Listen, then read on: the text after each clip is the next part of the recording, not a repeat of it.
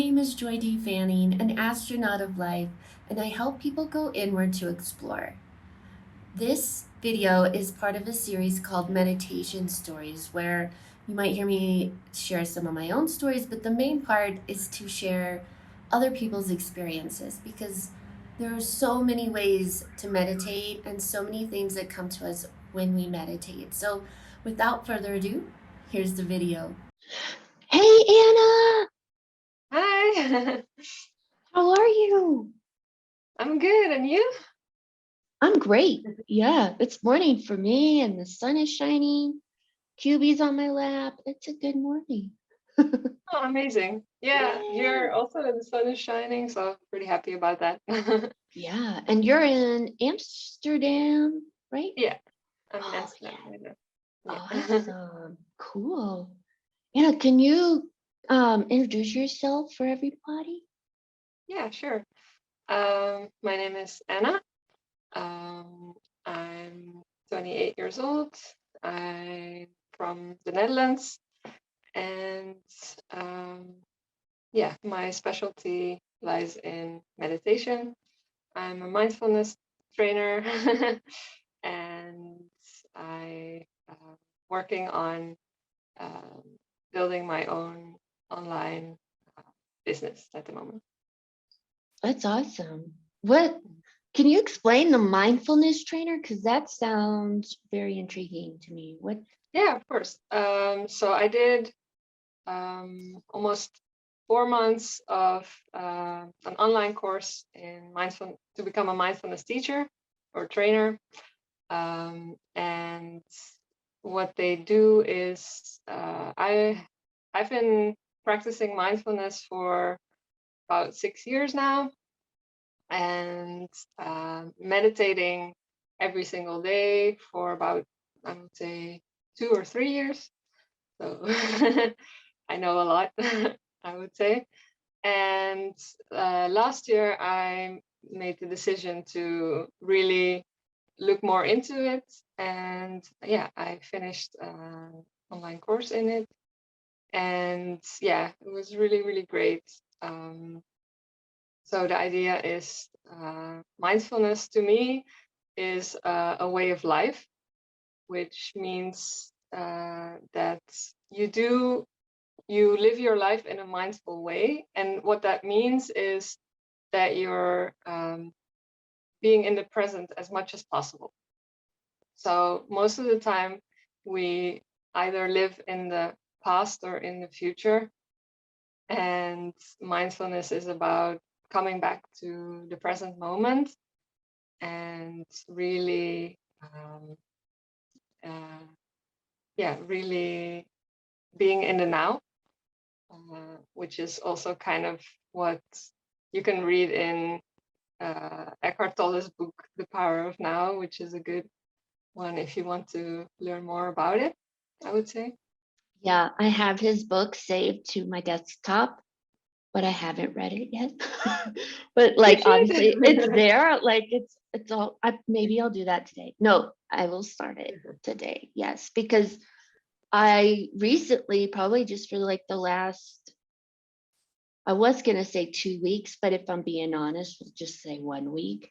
Like really taking this to heart because I've been struggling with like worry and everything, and just being mindful and keeping myself in the moment. It's like freaking life changing, man. Like I go through the day so calm, and it's like I don't even think about the things I used to worry about or get caught in those loops. And it's like, okay, there's something to this. That's why his book is on my desktop, because I'm like, I know for a fact I need to read this to like, not perfect, but like gain more insight into how to do this. Because right now it's just like my own. Okay, I know I'm not supposed to think about the future. What am I doing right now? Right now, I'm washing dishes. Okay, let's just be here washing these dishes, kind of a thing. And yeah, and you often hear Of course, mindful. Oh, go for of it. course, Yeah. meditation is a part of it. But the thing is, when people ask me what is the difference between mindfulness and meditation, I always say that mindfulness, yeah, like I already kind of explained it, is a bigger kind of concept. Yeah, I agree. It's more, yeah, bigger concept. As I say, it's harder to put in a box for me, because meditation's like, well, you know, you release your thoughts, you don't get caught in them, and you kind of be in that observer space, right? But with mindfulness, it's not, you're not meditating, you're just, you know, focused. Your focus is on the now versus, Exactly. and in meditation, your focus can be on your breath, or, you know, a certain chakra, or an intention. It has what, a zillion possibilities which you can Yeah. focus on. But in Yeah. mindfulness, there's not really just one, and that is the now and what you're doing in the now. So yeah, that's that was exactly what I was gonna like lead us into, because I was like, they're often talked about together, right? And Mhm. sometimes people use them interchangeably, but for me, I feel like there really is a distinction and a subtle difference, because it's all about what you're focusing on. For So me, you, you can practice mindfulness in different ways. So the idea that meditation, like I said, is one of the ways to get back to the present moment. But another way is to take a mindful walk, for example. It's all about keeping your focus on the here and now.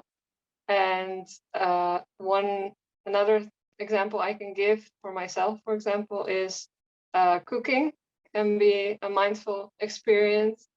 And what else? Even washing the dishes or something like that. So the thing is, the idea is also that anything can be turned into kind of a meditative or mindful experience. yeah, well, the way you explained it just now, it seems like mindfulness is like a form of meditation in a way. But to me, meditation is, when I think about it, your eyes are closed and you're being still or something. I know there's like walking meditations and stuff, but typically you're still. And for me, with mindfulness, there's no, yes, you could close your eyes, but you're usually in an activity, and it's just being like, yesterday I did so well being mindful. Like, just with each work task, I was like, okay, right now I'm going to write this email, and that's all I'm going to worry about or think about is this email and what I want to say and do. And okay, it's done now. Okay, we need to write this email. Okay, let's write. Like, just with each tiny little task, I was able to just focus on it and not let these other thoughts kind of dig their Yeah. way into my reality. Yeah. And another way to be mindful of what you're doing at the present moment is to exactly focus on one thing at a time. And so I would say nowadays we are multitasking a lot, and we're doing multiple things at once. But yeah, that is a really good way for our minds to get really distracted. So and to get scattered in a way. So to become more mindful, one of the ways is to really focus on one thing at a time, and also to, if you're, I don't know, for example, writing something, that you're not doing anything else on your phone or something like that. Or when you're eating, which is actually also a good one, is that you're not watching TV at the same time, or any other form of entertainment. So you're not distracted, and you don't have too many impulses as well.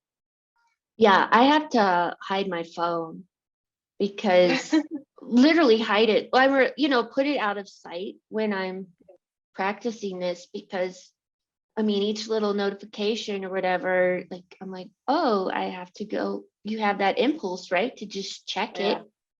And in your mind, you're like, well, this will only take a second. But then all of a sudden you're scrolling or whatever. And you've just wasted like 3 minutes, and maybe you read a cool meme, but most likely, you know, not much has occurred in that time, right? So yeah, that's kind of a new, like right now my phone is under my laptop stand. Like I don't see it because I want to be mindful and focused on this interview, but now my cat is meowing at me. So that's I can't control him, but I can control my phone, right? But you can control the way you react. Yes, to him. no, I have, like, if Yeah. you watch my videos, I feel like you can visibly see me get annoyed with him because he really annoys me when I'm trying to do stuff like this and he wants Yeah. attention or whatever. And I'm like, okay, I recognize that this is where I need to work on, because poor little QB, he's just, you know, he doesn't realize what's going on, you know, like he's just being himself, and that's no Yeah. fault of his own. Like he Yeah. doesn't get it, so I don't need to be mad at him or whatever. But he just opened the door. Yeah. Oh boy. Okay, I'm gonna go close it. I'll have to edit this part out. Okay. But then give it a few minutes, he'll want back in. It's Do just, you have like 3 more seconds? Because then I can open the blinds and oh yeah, go for it. like you're gonna edit it out. So I was like, Yeah, oh, I'm okay, gonna cool. edit it out, so don't worry. Let me Yeah. adjust my seat. Yeah, there we go. Okay. And action. So when did you start meditating, Anna? Did mindfulness come first or did meditation come first? So mindfulness came first for me, because when, well, 6 years ago, I suffered from a burnout, and yeah, well, that was of course a very big event in my life, and it kind of it was, for me, it was a huge wake up call. I can definitely say that. I mean, I have actually, most of my adult life, I've struggled with stress and anxiety, and I just didn't really feel like I had the right coping mechanisms to, or the right tools to cope with it. And when I suffered from the burnout, I got redirected to, or redirected, someone told me that I could maybe do a mindfulness course. And when I first heard that, really wasn't that into, I mean, I liked yoga, but I didn't do it that much. And mindfulness to me sounded a bit out there. So that's kind of interesting. I mean, I was 23, but still. And I got introduced to mindfulness, back then through the course. And it was an 8-week course. And that course actually changed my life. Yeah. Wow, And so that's I think awesome. it's just because I got introduced to that concept and to meditation in general. And pretty interesting is that when I started meditating, I didn't like it. So the thing is that the idea was that we would meditate, sit still, basically, right? Sit still, close your eyes, for start with 5 minutes, and already that was hard for me. And so looking back at that, it's pretty interesting how, yeah, that evolved.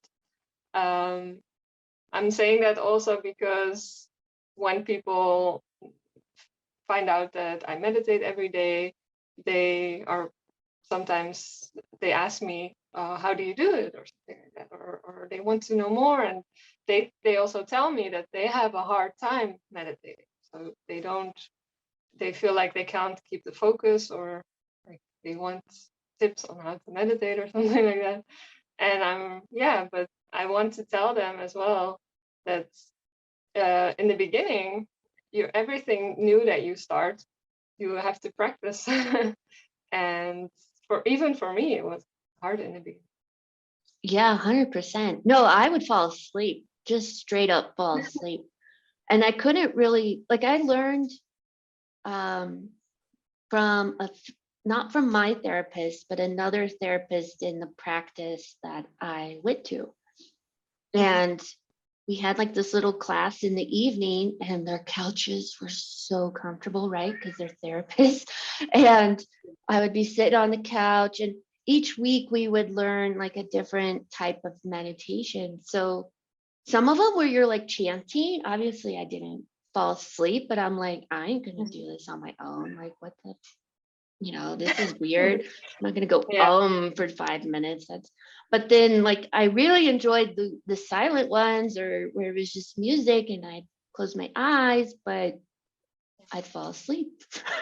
Or Yeah. and I at first I didn't even like meditating sitting up. I had to lay down, and of course that would I would just fall asleep. I'm reminded of the body scan that we did in the beginning of the mindfulness course, or not even the beginning. It's a part of mindfulness, where you body scan, for the people that don't know, is kind of a practice where you focus on one body part at a time, but really slowly. So the idea is that you either lay down or sit up straight, but you can also do it lying down.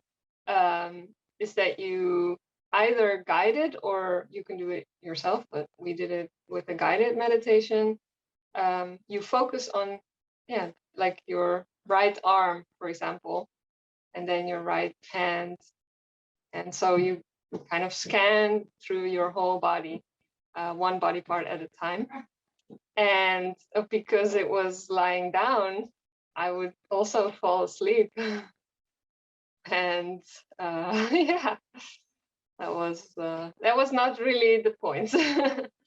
Of No, but exercising. that's like you said earlier, if you're just starting out, you're not going to be perfect at it, right? Just like anything, it takes practice and like repetition. And that was true for me too. So, like, after that little meditation course that the other therapist lady led, I didn't really, she told us about Insight Timer and all these other apps you can use, but I'm not sure I started it right away. It was a few months later when I moved from Indiana to Oregon, which is across the country in America. In Oregon, I started to do it, and I would do guided, but yeah, most of the time I'd fall asleep, or I would get lost in a thought or daydream, and then I'd hear that voice like, come back to your breath. I'm like, oh crap, yeah, breath. Yeah, exactly. Like, that's what I was doing. Yeah. And it was a rare occasions I would have these very intense experiences. Like, I did a guided meditation on meeting your higher self, and I met my higher self, and it was like this big light body, and it was very powerful for me. Like, that was not a fall asleep one. That was pretty intense. Have you ever had any meditations like that where you've had like a, maybe not intense, but like a unique experience? Yeah, I've had multiple meditations where almost kind of an out of body experience. And like you have, I would say, especially if it's a longer meditation, around maybe 30 minutes or something, then you really feel like, I don't know, the thing is, I find it a bit hard to explain what I experienced. That's why, but yeah, just very, very intense. And then also different visions. not really like you, I think, but yeah, I mean, um, No, that's okay. We're all different, right? I think like even now I'm learning how to like to sense the energy and the way it moves through my body when I meditate. Do you ever sense, like, that's the best way I know how to explain it. I don't it's like you just feel it. I don't know. Does that ever yeah. happen to you where it's like, oh, like I'm like getting charged up like a battery, or Oh, sometimes I'll feel energy yeah. in my hands, like as if it's like this ball of energy in my hand. I don't know what to do with it, but I'm like, okay, cool. This usually I just stick it on my heart or something. Yeah. But yeah. Yeah. If a good example of this is I did a empath realignment and protection meditation recently, and it was really very powerful because one of the kind of exercises or in the meditation, the idea was that you would realign your energy, and um, it really did feel like I could call my energy kind of back to me, and I felt recharged afterwards. So, and I sometimes when I do visualization meditations, they also guide you to visualize kind of a protective bubble around yourself, or with a different color, and yeah, and then when I do that, I really feel that energy as well. So it's not just, it's a combination of both, I think, where you kind Yeah. of you visualize it, but you also feel it. Yeah, Yeah. exactly. Yeah. No, that happens to me too. Sometimes it's both. Sometimes, well, if I see it, I usually feel it too. But if I don't see it, I'll still like feel it, you know? Yeah, And I'm exactly. just in this talk, like I'm thinking back to before I meditated. If I Mhm. sensed energy back then, I wasn't aware that I was doing that. And for me, meditation, and as I've like I don't fall asleep anymore, right? Like unless I'm doing like a sleep meditation. Um, but it's allowed me to be in that calmness now where I can pick up on that. And I feel like it was always there. I just wasn't aware of it, or like I did. I don't know. Does that make sense? Like, and Yeah, now it's like, I think that. oh yeah, I can move this energy up and down, or I can focus on my heart chakra and then feel it like pulsing almost. And Yeah, it's and it's pretty. and also when it comes to those meditations where you kind of align your chakras or something like that, yeah, it's like really powerful, and I feel a big shift like before I meditate and then after the meditation. Oh, Yeah. totally. Oh, Yeah. totally. And sometimes, I don't know if this happens to you, but like my leg or my arm will like because of the energy, Mm. like they'll twitch or something. And it's like, oh, I'm Yeah. literally realigning. Like that feels Exactly. almost electric. Like, oh, okay, we're doing Yeah, that. yeah. I've had that, And those kind of things too. Um, yeah, but like a yeah, ripple of, I don't know, and it's like your body responding. I don't know if that makes sense. yeah. And coming back to your question, you said what kind of did I have intense experiences? So the thing is, like I said before, kind of hard to explain, but I'll try.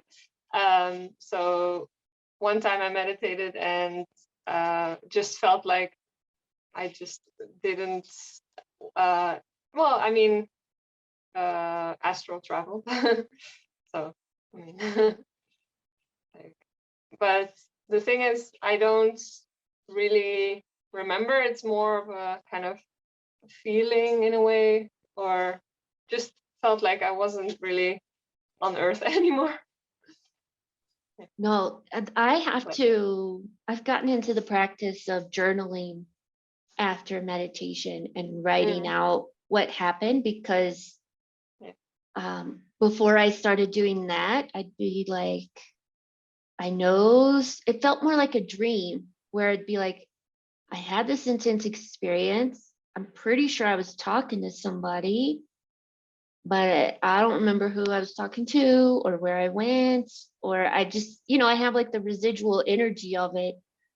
But now I need to do this with my dreams too, which I need to have a dream journal. But I have a meditation journal where I'll be like, okay, like this morning, I focused on our sun and my solar plexus, and I saw these entities, and they like took me into the sun, and when I left, I was all like glowing or whatever, right? And if I didn't write that down, I probably wouldn't be able to tell you. Be like, well, meditated with the sun, and I just feel really charged up. Like I would forget that I had this experience, and it's taken me a bit to figure that out.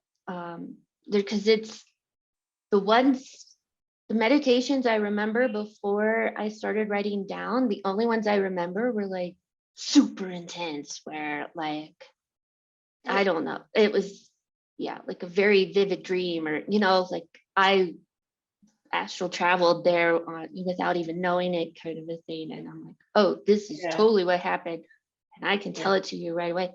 And I have dreams like that too, but that's pretty rare. I know I had a dream last night, but I can't really tell you what happened. There were But like people in it. the dreams are so vivid that it's almost like you're there. Yeah. Right? Yeah. Like, and that actually, like those type of meditations experiences were more in the beginning for me, when I was in the falling asleep phase. And sometimes it even happened outside of meditation. Like I used to, when I lived in Portland, Oregon, I would sit on my little balcony and I'd be smoking my pot and I'd just like be looking at the clouds, or I'd kind of be like just relaxed, obviously, because that was the whole point of it. And sitting there, and all of a sudden I'm transported, and it's like I'm getting this vision, and I wasn't even like thinking about meditating, or I guess I was being more mindful without even noticing it. I was just in that moment, like, okay. And I was just, and it wasn't no music, no guided meditation, nothing. It was just me sitting there chilling. And boom, it was this. I wrote a short story based on that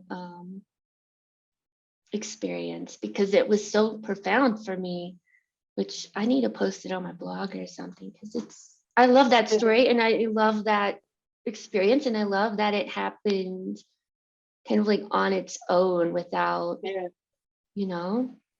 it's pretty cool. So sounds like mindfulness and meditation have had a big impact on your life, right? Like you talked earlier, you had the burnout, and then you learned about mindfulness, and it just changed everything, right? For me, it, like I already said, it started with mindfulness. So that was kind of the beginning, or the catalyst, if you want to call it that. And from there, I started meditating, and then not every day, but just like really exploring more and meditating more. And then I also took kind of breaks in a sense where I was like, I don't want to meditate, so I didn't for months. And then I noticed the difference as well when I didn't meditate. So then I was like, oh, that's interesting. Okay. Like, wow, such a big difference between when I did meditate or when I didn't. And then I had some health problems about 2 years ago. And that's when I got more serious in a way, where I kind of made a promise to myself, or set the intention to meditate every day from that moment on. And so that meant also, if it's 10 minutes, then it's 10 minutes. But I'm just going to I'm gonna make it into a really firm habit in that way as well, because every single day I'm meditating. And I think the thing is that meditation in general, and yes, mindfulness, but for me it's more meditation, because I feel like meditation encompasses so many things, and there's so many different ways to meditate, has been such a positive thing for me, and just life changing. Oh, totally. I've noticed the same thing. Like for a while, I meditated in the mornings, and then I stopped. This is fairly recent, and I would just meditate randomly in the daytime whenever I could fit it in, right? Yes. And I realized like it felt different. My not my personality, but like my emotions and just my energy was like, something feels a little off, even though I'm meditating. And it was like, I need to go back to doing it in the morning, first thing. And probably just for the past few weeks, I've been doing that. And it's like, yes, that for me is key, because I've had it. I have an anxiety disorder, which I feel like I'm moving out of, but and stress and worry is a big thing for me. And if I start that day, my day, just in meditation and like calming before I let in like the world kind of, oh my gosh, I'm able to keep that energy with me more throughout the day versus starting my day, getting going, and then being like, oh, I'm so stressed, I need to meditate. And then I meditate. Like, it just removes that completely, and I just stay calm. Yeah. But it took me a bit. Like I don't always want to meditate in the morning. You know, or I'm I have like, the same. I would say, but what you said about starting your day with a meditation, like just maybe even like the minute you wake up or something, it's just, it really sets the tone for the rest of the day. That's what I've noticed. Even right now, I'm also not doing it religiously every morning or when I wake up, but now that you're talking about it, I'm like, oh yeah.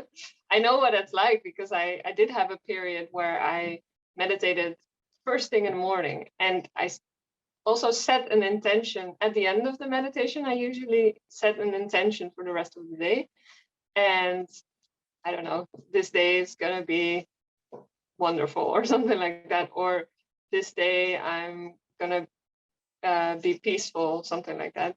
And it really changes the kind of sets the tone for the day, like I already said. And then also I feel like my mindset is already really kind of calm, because meditation really, really calms me down.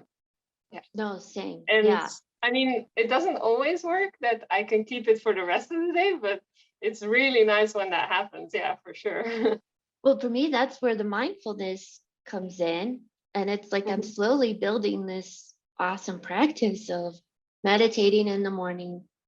And then for me, I have two passions, right? I love writing fiction, and I love meditating and also my spiritual business kind of thing. So for me, I'm realizing, like, before I started this, I'd been like, I need to meditate and I need to edit a chapter in my novel. And I would just feel overwhelmed, because I'm like, well, yeah, I need to do those things, but I also need to make this meditation. I need to edit this video. I need to do da da da da da.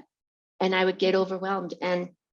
But now I start my day with the meditation, go eat breakfast afterwards or whatever.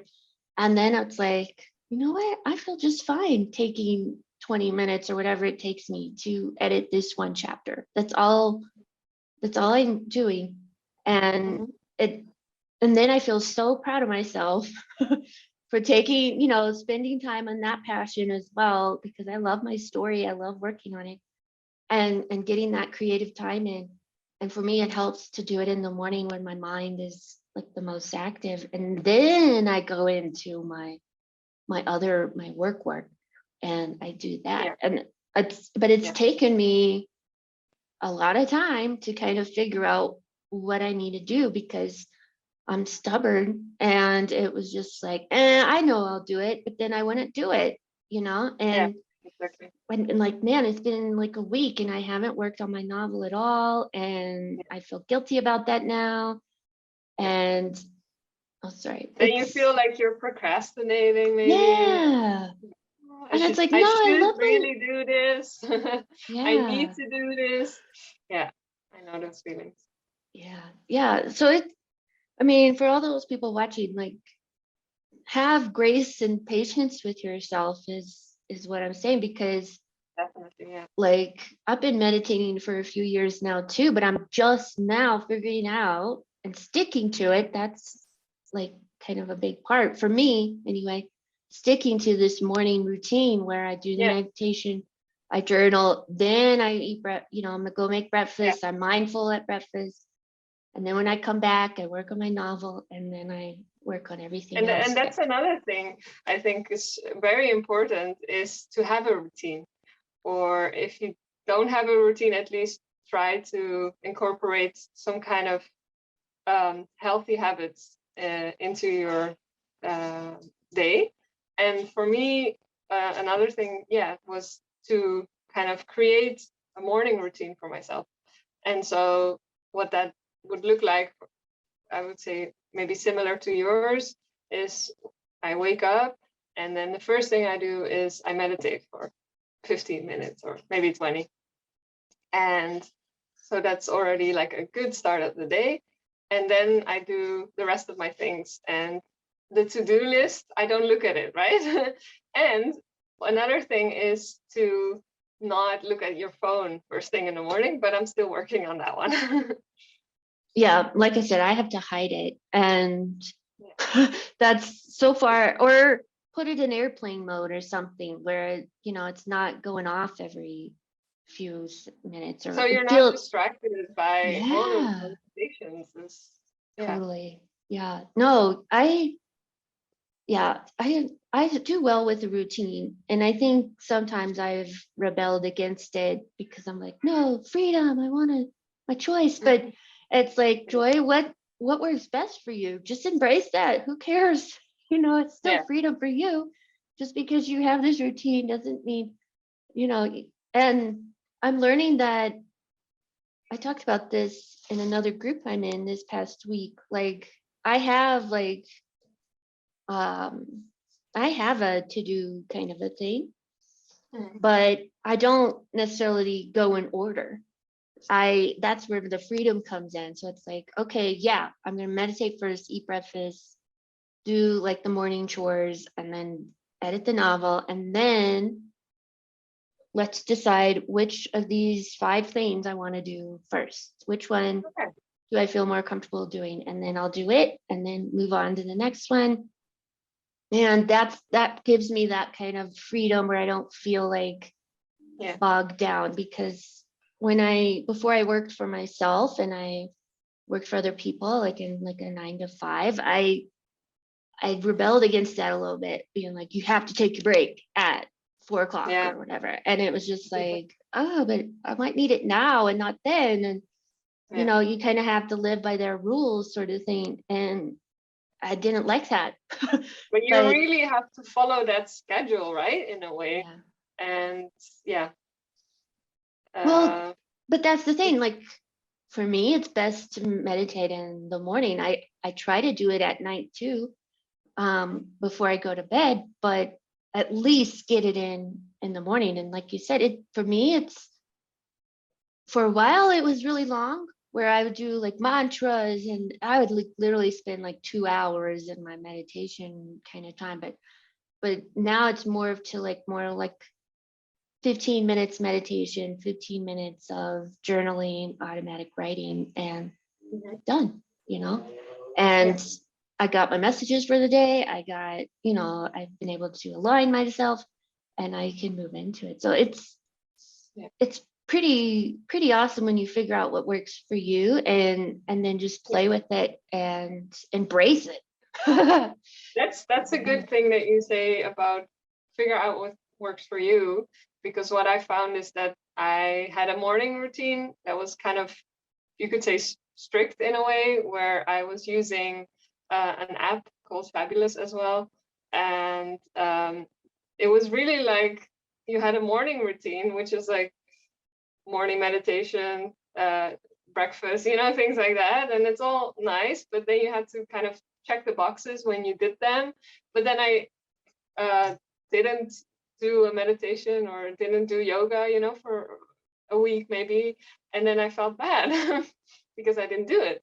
But then I kind of realized it doesn't really work like that, or that didn't really work for me, like in the long run, because then my morning routine kind of changed, for example, and then things kind of changed as well. And then I found out that maybe I want to do a different order, or maybe now I'm not doing yoga for a while, something like that.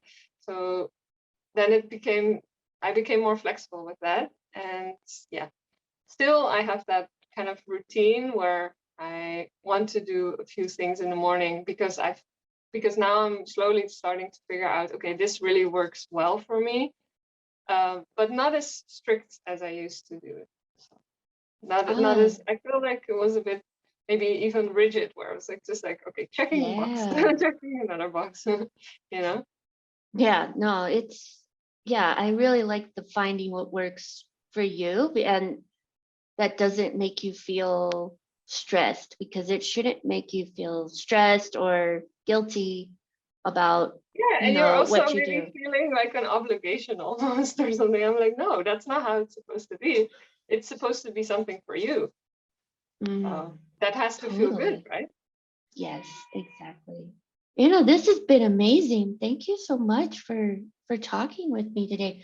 Is there any place on the internet or anywhere else people can find you if they want to like connect with you? I'm on Instagram and TikTok and Facebook. Yeah, awesome. Anna, thank you so much. This has been amazing. I love connecting with you always. Yeah, me too. Thank you for having me on. And I really liked our conversation Oh yeah. today. Big heart.